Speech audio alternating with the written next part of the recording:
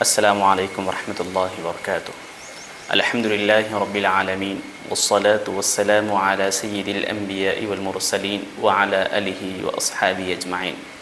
معزز ناظرین کرام، آج ہم سورہ فاتحہ کی تفسیر کے حوالے سے چند باتیں آپ کی خدمت میں پیش کرنے کی سعادت حاصل کریں گے۔ حضران گرامی، قرآن مجید شروع کرنے سے پہلے تعوذ اور تسمیہ پڑھا جاتا ہے، اور اللہ سبحانہ تعالیٰ نے اس کا حکم بھی فرمایا ہے۔ تو سب سے پہلے تعوذ اور تسمیہ کے حوالے سے عرض ہے، ہم پڑھتے ہیں اعوذ باللہ من الشیطان الرجیم، بسم اللہ الرحمن الرحیم۔ اعوذ باللہ من الشیطان الرجیم کا ترجمہ یہ ہے کہ میں اللہ تعالیٰ کی پناہ میں آتا ہوں شیطان مردود سے۔ اب اس میں غور کریں، اعوذ کا جو لفظ ہے یہ متکلم کا صیغہ ہے، مضارع متکلم ہے۔ اس کا معنی یہ ہوتا ہے کہ میں پناہ چاہتا ہوں، پناہ طلب کرتا ہوں، حفاظت اور پروٹیکشن چاہتا ہوں۔ اسی سے جمع کا صیغہ نعوذ بنتا ہے، اعوذ نعوذ باللہ بھی ہم کہتے ہیں۔ اور اس کا معنی یہ ہے کہ کوئی بھی مسلمان اللہ تعالیٰ کی پناہ اور حفاظت کا طالب ہوتا ہے، تو اس واسطے قرآن مجید شروع کرنے سے پہلے اعوذ باللہ من الشیطان الرجیم پڑھا جاتا ہے۔ اور اس میں جو دوسرا کلمہ ہے اسم جلالہ، یہ اللہ تعالیٰ کا اسم ذاتی ہے، اور اس کے بعد شیطان لفظ ہے، رجیم ہے۔ شیطان شطن سے بنا ہے، اس کے معنی دور کر دینے کے آتے ہیں، خیر سے دور کر دینا، رحمت سے دور کر دینا۔ رجیم یہ فعیل کے وزن پر ہے، مفعول یعنی مرجوم کے معنی میں ہے، جس کو دھتکار دیا گیا ہو،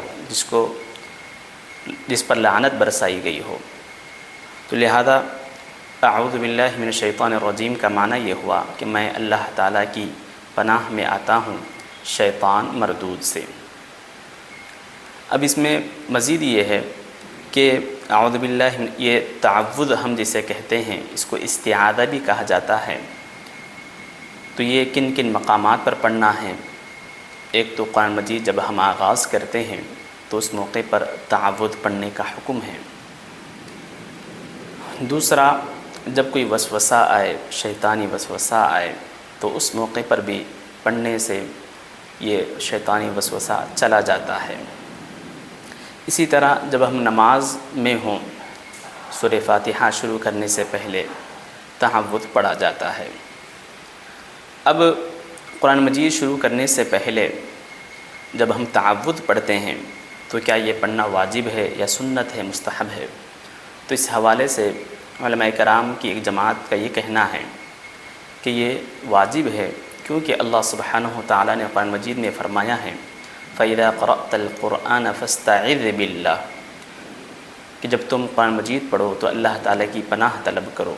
تو یہاں پر امر کا صیغہ آیا ہے، اور امر اصول فقہ کے حساب سے وجوب کے لیے آتا ہے۔ تو اس وجہ سے علماء کرام کی ایک جماعت یہ کہتی ہے کہ قرآن مجید شروع کرنے سے پہلے تعوذ پڑھنا واجب ہے، جبکہ جمہور علماء کی رائے یہ ہے کہ یہاں پر امر کا صیغہ وجوب کے لیے نہیں ہے، بلکہ سنت یا استحباب کو بتلانے کے لیے ذکر کیا گیا ہے۔ تو لہذا جہاں جہاں نماز میں اور نماز کے بعد قرآن مجید میں جب ہم تعوذ پڑھتے ہیں تو بعض علماء کے قول کے موافق وہ واجب ہے، تو جمہور کے علماء کے رائے کے مطابق نماز میں بھی اور قرآن مجید شروع کرنے سے پہلے بھی سنت یا مستحب ہے۔ اسی طرح اس کے بعد ہم پڑھتے ہیں بسم اللہ الرحمن الرحیم، اللہ تعالیٰ کے نام سے جو بڑا مہربان نہایت رحم والا ہے۔ اسے تسمیہ کہا جاتا ہے، اور تسمیہ کے بارے میں احادیث مبارکہ میں بڑی فضیلت بیان کی گئی ہے کہ ایک مسلمان ہر ذی اہتمام عظمت والے کام کو شروع کرنے سے پہلے اگر بسم اللہ پڑھتا ہے تو وہ کام پائے تکمیل کو پہنچتا ہے، مکمل ہوتا ہے۔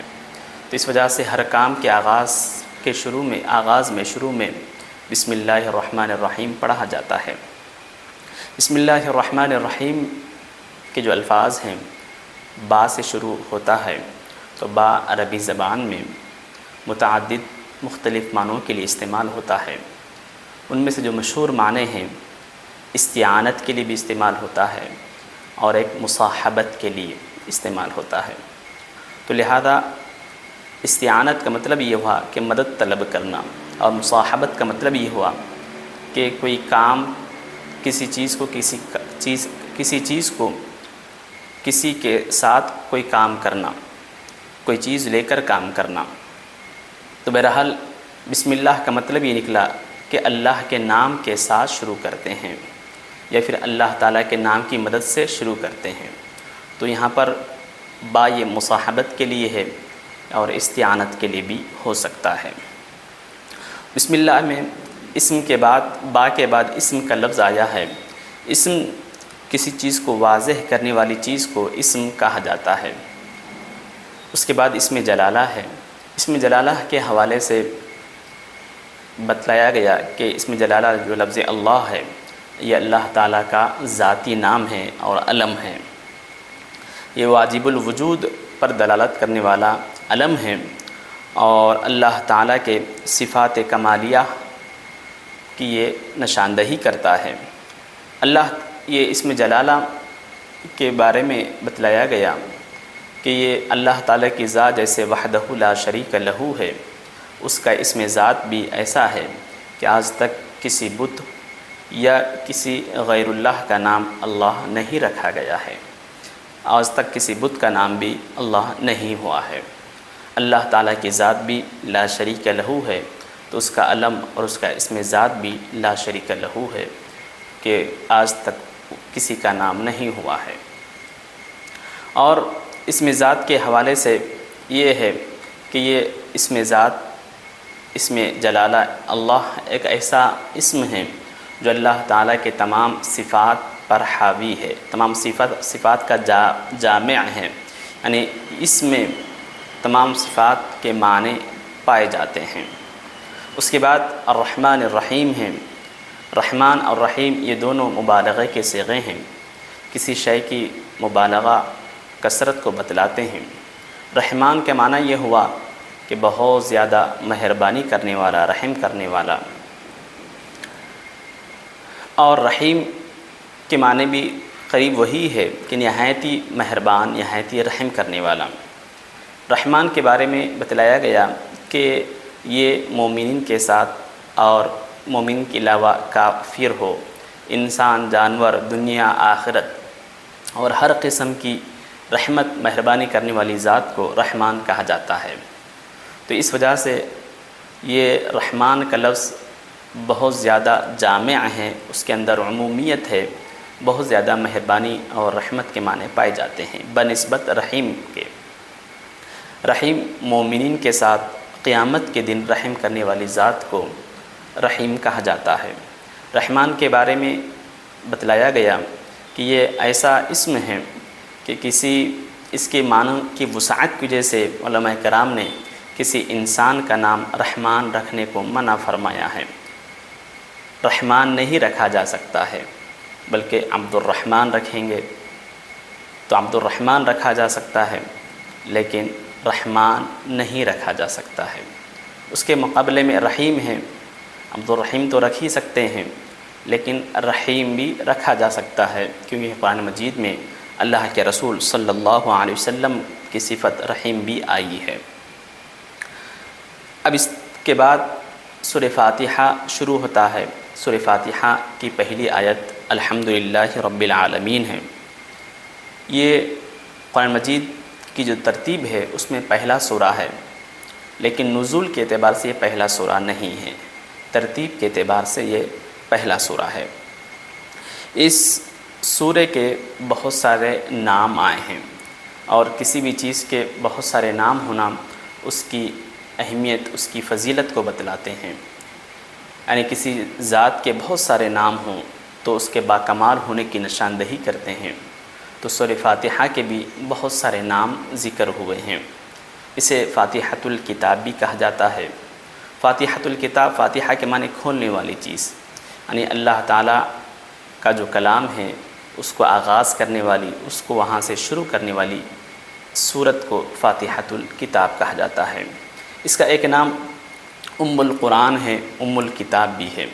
ام کے اصل معنی ماں کے ہوتے ہیں، جڑ کو بھی کہا جاتا ہے۔ تو اسے ام القرآن یا ام الکتاب اس لیے کہا جاتا ہے کہ اس سورہ فاتحہ میں قرآن مجید کے تمام معانی، مضامین ذکر کیے گئے ہیں، یعنی سورہ فاتحہ تمام مضامین قرآن کا جامع ہے، اس میں اس کا ذخیرہ موجود ہے۔ قرآن مجید میں جہاں توحید کا حکم آیا ہے، رسالت کا ذکر آیا ہے، قیامت کا ذکر آیا ہے، حساب و کتاب کا ذکر آیا ہے، انبیاء کرام کی زندگیوں کے بارے میں آیا ہے، یہ تمام چیزیں قرآن مجید میں مختلف مقامات پر جہاں پر بکھری ہوئی ہے، ذکر کی گئی ہے، ان تمام چیزوں کا احاطہ چند الفاظ میں، چند کلمات میں قرآن مجید میں اللہ سبحانہ وتعالیٰ نے سورہ فاتحہ میں سمو دیا ہے۔ تو لہذا سورہ فاتحہ ایک ایسا سورہ ہے جس میں تمام معانی قرآن ذکر کیے گئے ہیں۔ اس سورہ فاتحہ کا اور ایک نام سورۃ الدعاء بھی ہے، جس میں دعا کا طریقہ بتلایا گیا ہے کہ اللہ تبارک و تعالیٰ سے کیسی دعا کرنی ہے۔ اس کا ایک نام سورۃ الشفا بھی ہے کہ جس پر یہ پڑھا جاتا ہے وہ بیمار شفا پاتا ہے، یعنی اگر کوئی متقی پرہیزگار آدمی اخلاص کے ساتھ یہ سورہ فاتحہ پڑھتا ہے تو مریض شفا حاصل کرتا ہے۔ اس کا ایک نام سورہ کافیہ بھی ہے، سورۃ الکافیہ، وافیہ بھی ہے۔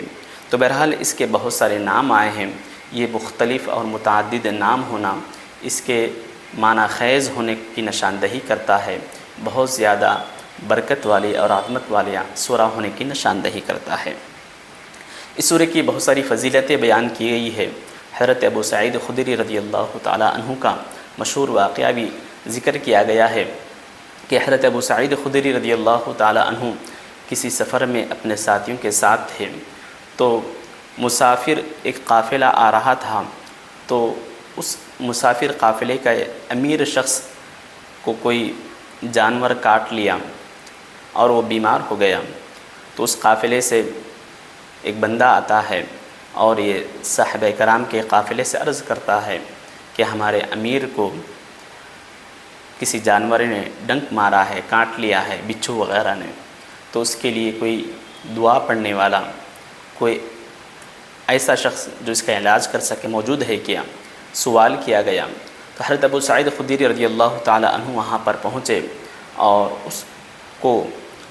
اس کے لیے دعا کی اور اس پر سورہ فاتحہ پڑھ کر پھونکا، تو اس کی برکت سے اللہ سبحانہ وتعالیٰ نے اس مریض کو شفا عطا فرمائی۔ اس کے بعد بہرحال وہ مسافر قافلہ حضرت ابو سعید خدری رضی اللہ تعالیٰ عنہ کو کچھ دودھ اور بکریاں، تقریباً 30 بکریاں، اس کے آس پاس بکریاں عطا کی گئی۔ تو بہرحال یہ انعام ملنے کے بعد صحابہ کرام میں گفتگو ہوئی کہ یہ معاوضہ لینا مناسب ہے یا نہیں۔ تو بہرحال یہ طے ہوا کہ حضور علیہ السلام کے پاس حاضر ہو کر اس کے بارے میں دریافت کریں۔ چنانچہ وہ لوگ حضور علیہ السلام کی بارگاہ میں حاضر ہوئے اور سارا ماجرا، سارا واقعہ سنایا۔ تو حضور علیہ السلام نے تعجب کا اظہار فرماتے ہوئے فرمایا کہ اس میں برکت اور شفا ہے، یہ تمہیں کیسے معلوم ہوا؟ اس کے بعد فرمایا کہ بالکل درست ہے اور اس میں میرا بھی حصہ رکھا جائے۔ تو بہرحال یہ تمام واقعہ اس بات کی نشاندہی کرتا ہے کہ اللہ سبحانہ تعالیٰ نے سورۃ الفاتحہ میں برکتیں رکھی ہے، شفا رکھی ہے۔ اسی طرح سورہ فاتحہ کی جو پہلی آیت ہے الحمدللہ رب العالمین، اس آیت کریمہ کا ترجمہ ہے کہ تمام تعریفیں اللہ کے لیے ہے جو عالمین کا پالنہار ہے، جو عالموں کا پالنے والا ہے۔ اس آیت میں سب سے پہلے الف لام ہے، اور عربی زبان میں الف لام کسی اسم پر جب آتا ہے تو متعدد معنی کے لیے آتا ہے، لیکن یہاں پر استغراق کے لیے ہے، یعنی اس کا ترجمہ تمام سے کیا جائے گا الف لام کا۔ تو الحمد کا ترجمہ ہوگا تمام تعریفیں۔ حمد کہتے ہیں کہ کسی کی ذاتی اور اختیاری خوبیوں پر، کسی کی اختیاری خوبیوں پر تعظیم کی نیت سے تعریف کرنا، یہ حمد ہے۔ اختیاری خوبیاں ہوں اور تعظیم کی نیت ہو، انعام ہو کہ نہ ہو، تعریف کرنے کو حمد کہا جاتا ہے، جبکہ ساتھ میں مدح کا لفظ بھی استعمال ہوتا ہے، اس میں اختیاری خوبیوں کا ہونا ضروری نہیں ہے۔ غیر اختیاری خوبی پر تعریف کرنے کو مدح کہا جاتا ہے، جبکہ شکر جو ہے انعام کے مقابلے میں ادا کیا جاتا ہے۔ تو الحمد کا ترجمہ ہوا کہ تمام تعریفیں اللہ کے لیے ہے، للہ، اللہ تعالیٰ کے لیے ہے۔ رب العالمین، رب، تربیت، مربی، یہ قریب الفاظ ہیں جو ایک ہی لفظ سے بنے ہوئے ہیں۔